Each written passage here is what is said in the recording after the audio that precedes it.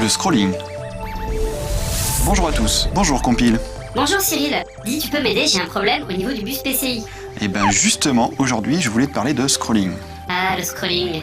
Encore un truc de vieux gamers qui aiment les jeux 2D. Ah t'es dur là quand même. De vieux gamers aigris qui passent leur temps à sortir leur science. Alors qu'il y a des ordinateurs qui aimeraient bien être réparés en attendant. T'inquiète pas, pour faire un scrolling t'as pas besoin de ton bus PCI.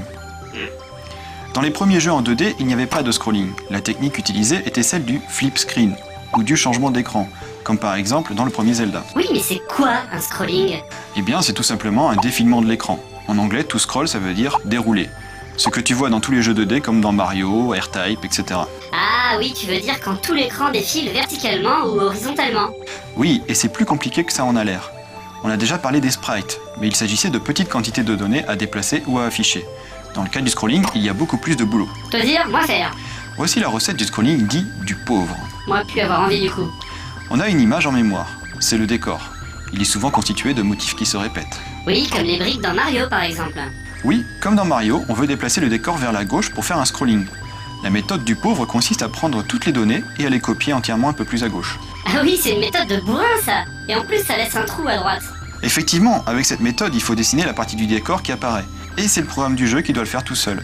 Et il faut faire ça 50 fois par seconde. Pas de problème, hein, moi je te fais ça les doigts dans le nez. Oui, toi tu peux le faire, mais tu es juste 1000 fois plus puissant qu'une machine des années 80. Et elle n'y arrivait pas. Ça faisait trop de données à déplacer. Et si on le faisait quand même, le jeu n'était pas fluide. Ok, alors c'est quoi l'astuce? Astuce numéro 1. Utilisée sur les machines comme l'Amiga. Oh, l'Amiga, c'est les copines de l'Amigo? Figure-toi que oui, le créateur de l'Amiga voulait un nom qui ne sonne pas trop geek et qui fasse un peu féminin. Manque de bol, maintenant l'Amiga c'est super geek.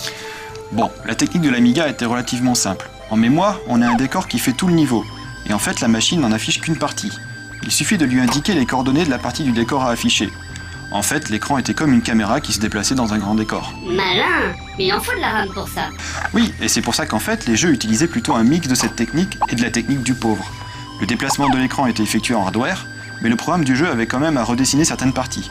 Ça permettait d'avoir un décor beaucoup moins grand en mémoire. C'est quand même étonnant qu'ils utilisaient cette technique sur des machines comme la NES, car il y avait vraiment pas beaucoup de RAM à l'époque. Ça tombe bien car c'était pas du tout comme ça qu'ils faisaient sur la NES. Mais note que de toute façon, tous les éléments graphiques étaient en ROM et pas en RAM. Oui, je me souviens, tu m'as dit que les jeux sur cartouche sont stockés en ROM, donc avec des données accessibles immédiatement. Sur les consoles 2D, les décors étaient affichés de façon similaire aux sprites. Tu te souviens de ce qu'on a dit au début sur le décor? Oui, le décor est souvent constitué d'éléments qui se répètent. Eh bien, sur console 2D, le décor complet n'existait pas réellement en mémoire. Le programmeur indiquait à la console quels étaient les éléments du décor à utiliser et à quels endroits les afficher. On appelait ça une tile map, ce qui veut dire en français une carte de tuiles. Tu veux dire que les tuiles, c'était les petits éléments graphiques qui sont stockés en ROM et que la machine les affiche un peu comme une mosaïque selon les demandes du programmeur? Oui, exactement. Et pour faire scroller l'écran, il y avait juste à changer le tile map, en gros. C'est du scrolling hardware. L'image finale est générée par la machine, comme pour les sprites hardware. Ah ouais, mais y a aucun mérite alors. C'est la machine qui faisait vraiment tout. Ce n'est pas tout à fait vrai. Les jeux les plus marquants sont souvent ceux qui vont plus loin que ce que permet la machine. Par exemple, on peut très bien utiliser les sprites pour créer l'illusion d'un scrolling en faisant des étoiles qui se déplacent. D'autres jeux allaient plus loin en faisant ce qu'on appelle du scrolling différentiel, c'est-à-dire qu'il y avait plusieurs décors qui défilaient à des vitesses différentes. Cette technique visait à créer un effet de profondeur. C'était pas forcément facile à obtenir, même avec tout le hardware de la console. Ah ouais, c'était le temps où on reconnaissait du premier coup d'œil un jeu programmé par un génie. Il allait plus loin que ce que pourquoi la machine était prévue. Et ça se voyait tout de suite quand on comparait avec les autres jeux. Oui, regarde par exemple un jeu comme Shadow of the Beast sur Amiga. Il y avait tout un tas de scrolling différentiel, plus plein de sprites, un super décor, c'était la folie quand le jeu est sorti. Oui, ou comme Sonic, personne n'avait eu des scrollings aussi rapides et fluides à l'époque. Et oui, c'était le temps des vieux gamers aigris. Les données ont été traitées. Sauvegarde en cours.